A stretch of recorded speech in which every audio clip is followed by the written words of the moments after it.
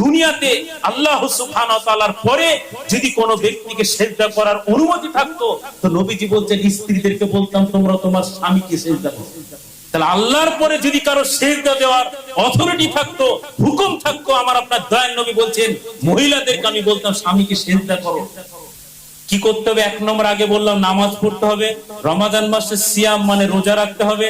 ওই মহিলা যদি ধনী হয় যাকাত প্রদান করবে, আরো যদি ধনী হয় তার সম্পদ থাকে, জমি জমা থাকে, তার অর্থ সম্পদ থাকে, তাহলে সে হজ করবে।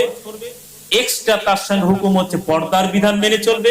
আরেকটি হুকুম হচ্ছে লাস্ট হুকুম যেটা আমি বলতে চাইছি বলে আলোচনা শেষ করব, সেটি হচ্ছে যে স্বামীর আনুগত্য করে চলবে, স্বামীকে সম্মান করে চলবে, স্বামীর ধর্মবর্তনী করে চলবে।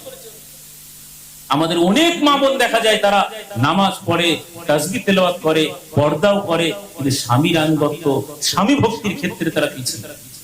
বরং বর্তমান জামানার অবস্থা তো এরকম, অধিকাংশ মহিলারা তারা স্বামীকে তো মানে কি বলবো থোড়াই কেয়ার।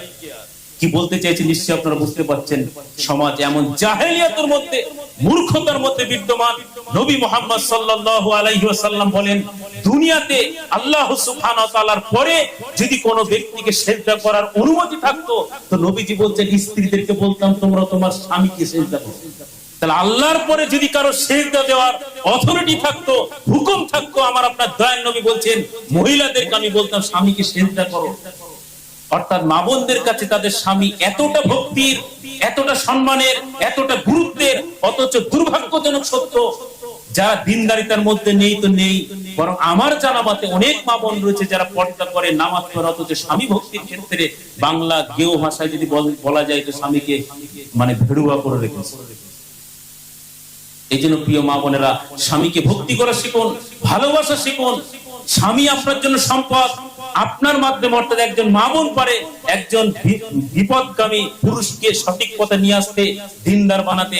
সুতরাং আমরা যারা স্বামীকে অভক্তি করি, আজ থেকে, এখন থেকে দৃঢ় সংকল্প গ্রহণ করি যে আমরা আজ থেকে পর্দার বিধান মেনে চলবো, মার্জিত পোশাক। আমি বলছি না যে আগামীকাল সকাল থেকে আপনি একেবারে বোরখা পরে বাজারে বেরিয়ে যাবেন।